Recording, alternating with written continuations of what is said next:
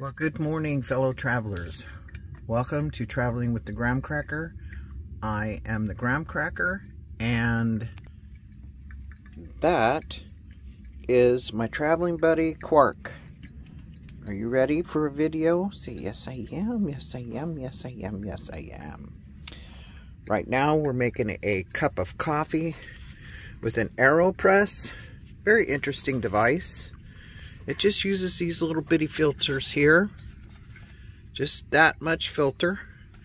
And then coffee grounds. And this bag here is my used coffee grounds so that I can throw them away in the trash when I'm finished. But anyway, we're making an AeroPress, and I've already put in one thing of boiling water, and now we'll add, this is a 16-ounce cup, so it takes a little more water.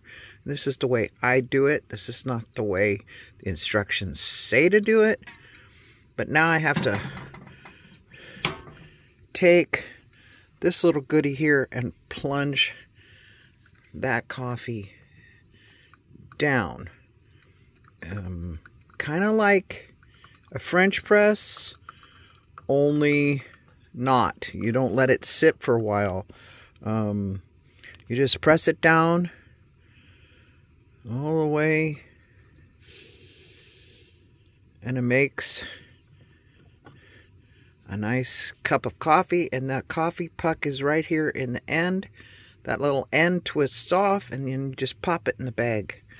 I usually let it sit right here until it gets cooler. Take that off. That little funnel helps it from not spilling, so now I can add my milk to that. Well, now that my coffee's all finished, I'll take you over and to my chair. Quark's ready to come up. You ready to come up? All right. Come on up. Come on up. Okay, come up. Come on up. Come on up. There we go. He's got to look out the window. You got to go to look out the window? It's a nice sunny day out the window. The title of this is Why I Don't. And you're wondering why I don't what? Why I don't live in the city. And why I travel. And why I don't live in Fargo. So I'm going to take you on a little kind of a day in the life of what goes on in the city, the big city of Fargo. Fargo is getting to be a very big city. It is the largest city in North Dakota. It didn't always used to be the largest city, but it is now, and it's growing, growing, growing. There are apartments everywhere. Fargo has the most apartments per capita in the United States. A lot of people come here to go to the university, which is North Dakota State, and a lot of people come here for oil jobs, that sort of thing. And this is also a refuge city. So a refuge city means that a lot of people from out of the country are put here, and I guess they're put here because who knows, used to be pretty desolate up here. It's not desolate anymore. It's a busy, not so much a metropolitan type city with big, huge skyscrapers. They have a few. They have a few tall buildings, but not really tall skyscrapers. But Fargo has its own unique charm. It has all of the amenities a major city would have, and in a smaller town feel. It's a melting pot, as I've said in a video before, of all kinds of ethnic groups. Anything you can imagine, any person you can imagine lives here in Fargo, North Dakota, from your original U.S. natives all the way to people from Mexico, Canada. We're very close to the Canadian border. Middle Eastern. There's just everything. Everybody here. So it's interesting. Very interesting. But it's busy. So I'm going to take you on a little short, well, it's not real short, but anyway, a little open and invite to one of my days that I had last week. And I will come back at you in a minute. Well, it looks like my daughter's neighbor is cutting down his trees. He's already cut down one this morning, and now we have the one next door to the one they cut down. Let's hope they do this safe and nobody gets hurt and no buildings get hurt and no tree limbs fall on anything. Yeah.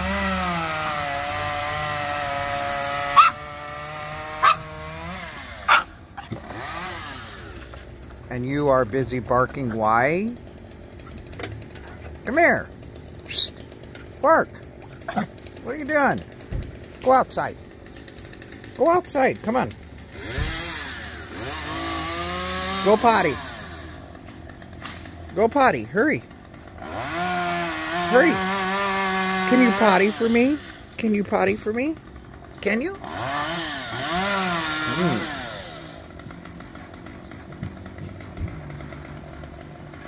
Yeah.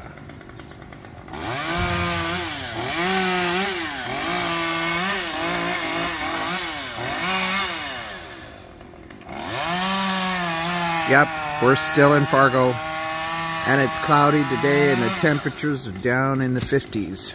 So, yep, interesting day today. Very interesting day today. Interesting day today.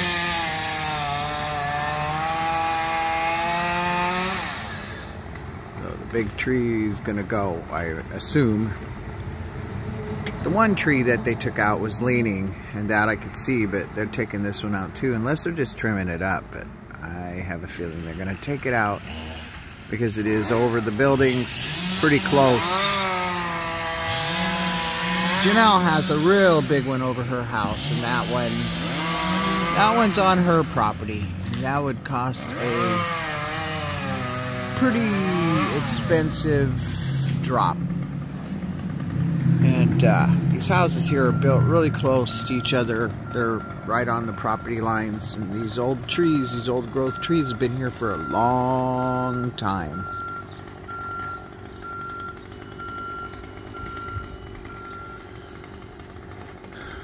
Yeah, old growth trees. Been here a long, long time.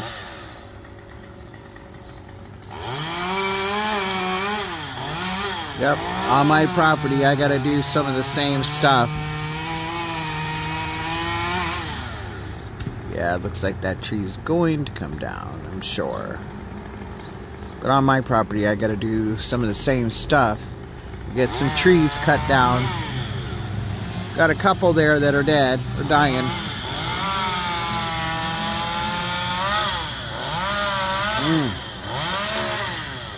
This is a wonderful thing to wake up to. I think they've been at it since about 6-ish, 7-ish this morning.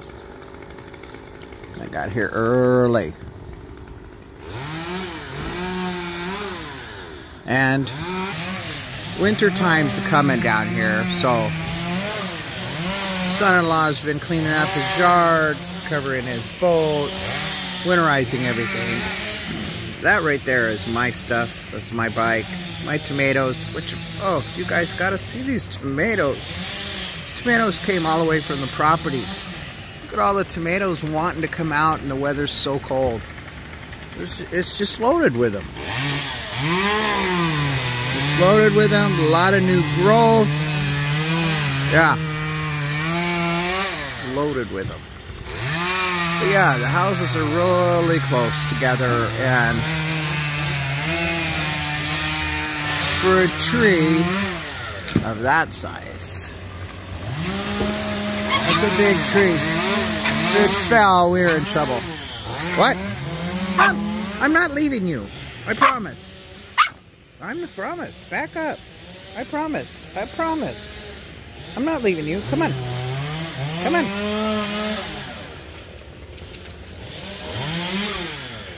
Where'd you poop this morning? Oh, good. Back there. I'm not leaving you. I'm not leaving you at all.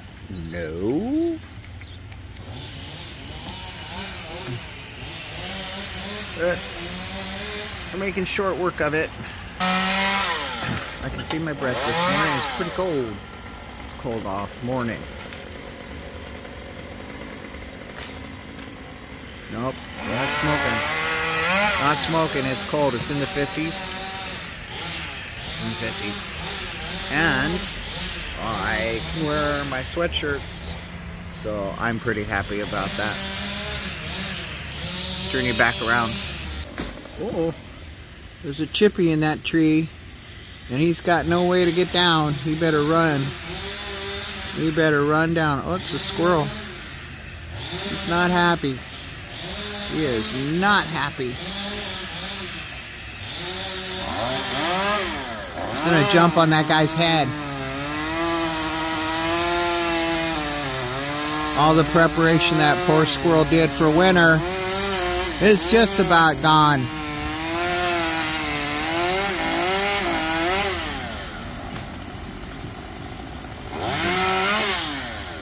Be gone shortly. He's freaking out.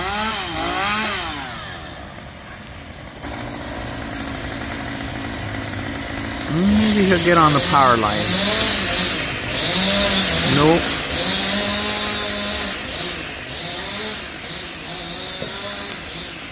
Hold on here.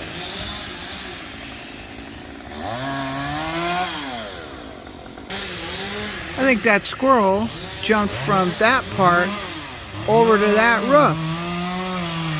Because he didn't come down and he ain't in the tree anymore.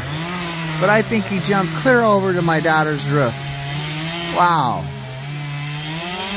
I don't see him, so I guess he survived it. I guess he survived it because I don't see him anymore. Come flying out of that tree. Huh. Amazing things. Are you freezing? Are you freezing? You're supposed to be over here. You're stuck. You stuck? No, you're not stuck. Come on. You can make it. No, the door's too tight. Let me open it up.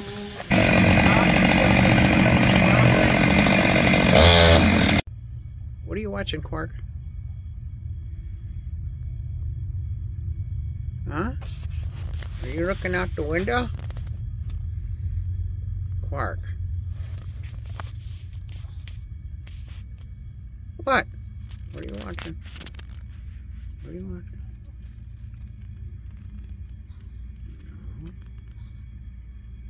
No. Is there a rabbit? Is there a rabbit? I don't see anything. Where are you going? Where are you going? What are you looking for? Huh? What? What? What? Yeah? Is there a rabbit? Really? Okay, easy on the ears. Hey, hey, hey. That hurts the ears, buddy. Yeah, you can talk. No bark. Quark. Yeah, thank you. Yeah, they took the squirrel's house, didn't they? They took the squirrel's house. Yeah, they did. He's not out there now. No. Yeah. You sound so sad. I bet you the squirrel's sad. He spent weeks getting nuts and stuff to shove up in there. And they took his house. Yeah, they did.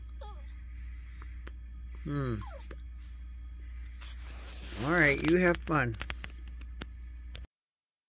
This week I'm spending a week dog sitting in my daughter's house, and I wanted to introduce you to her group. They are a little close. This is Leaf. This is Shock. They're French bulldogs. And this is Scooby, who's a Great Dane. I'm dog sitting this week, and these are my daughter's dogs, Jacques, Philippe, and Scooby. The French bulldogs are puppies. They're not quite a year, and Scooby's about 2 years old, and they've got to share the couch with me. So this is what I'm doing during this week when I'm supposed to be doing the beet harvest. I start talking, and the minute I start talking, Mr. Quark just decides he wants to come up here. Okay, hey, are you going to look over here? They don't want to see your butt. They want to see your head. Say hello to the camera. Can you say hello? Maybe it's because I'm talking. I don't know.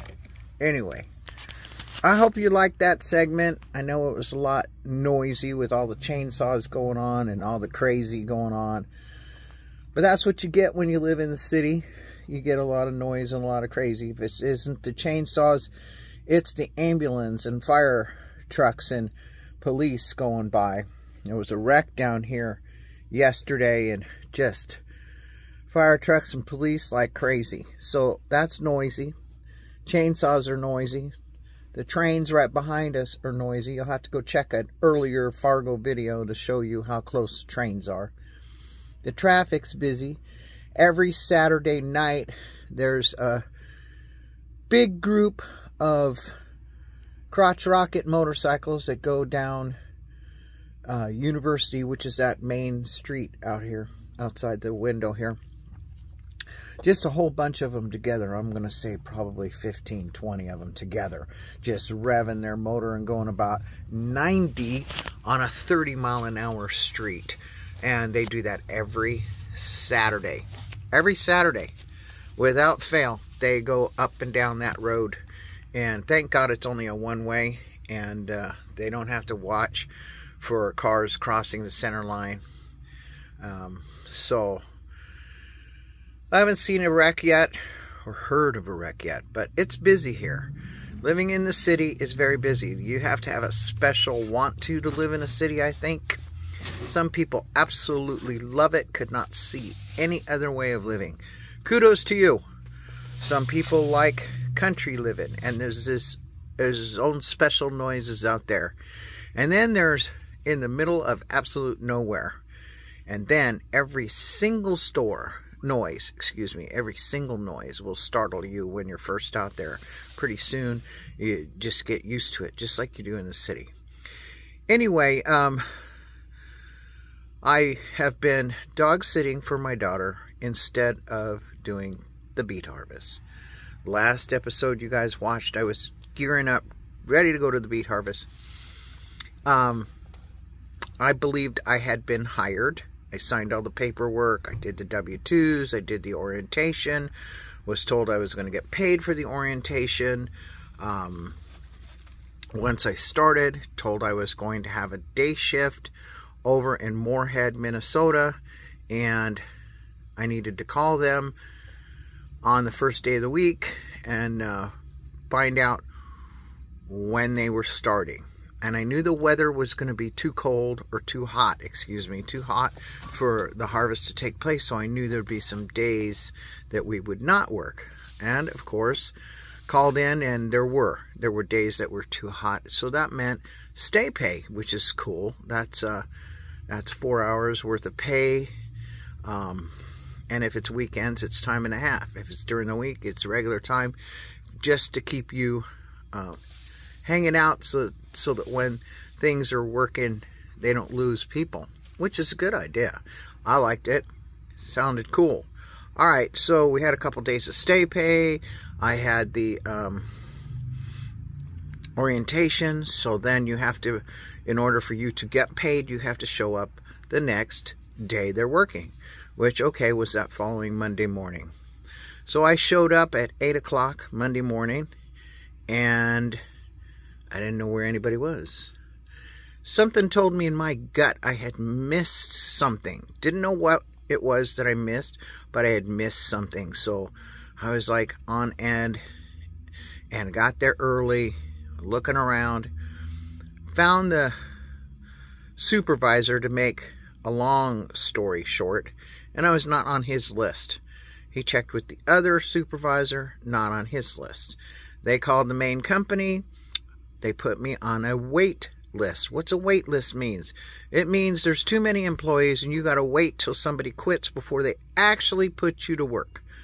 So they had told me I was coming to work. They had told me to show up. I had used my money to go buy clothes, get ready to go to work, and here we are, no job, because I got on a wait list. Okay, how many people are in front of me on a wait list? There was a minimum of 15. There's only 15 days in the harvest. So if one person quit each day, I would be the 15th person. There's no way I would ever get called up for that job. And sure enough, I never got called up. I waited and gave them a week to see if they would call me up. I had already been here 3, so that put me here 4 weeks waiting on this beet harvest.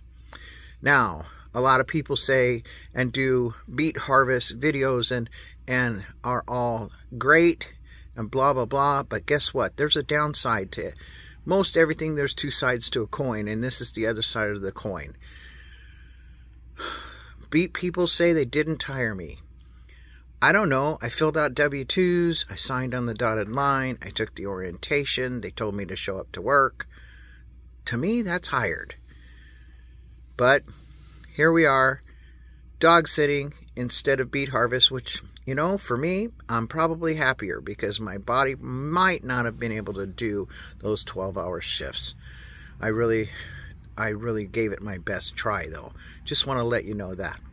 Anyway, that's the end of that story. We did not do the beet harvest. We will not be coming this way again to do the beet harvest. In light of all the craziness that's going on in the Middle East, I am going to guess the gas prices are going to go up. And I get very little gas mileage for my van. So I will probably be driving south. In fact, I will be leaving tomorrow. This is a Sunday, and I'll be leaving tomorrow. This is Janelle's birthday. And I'll be leaving tomorrow to work my way south. A little warmer temps. It's going to get very cold here in the next week. Down in the 30s for the daytime highs and the 20s overnight.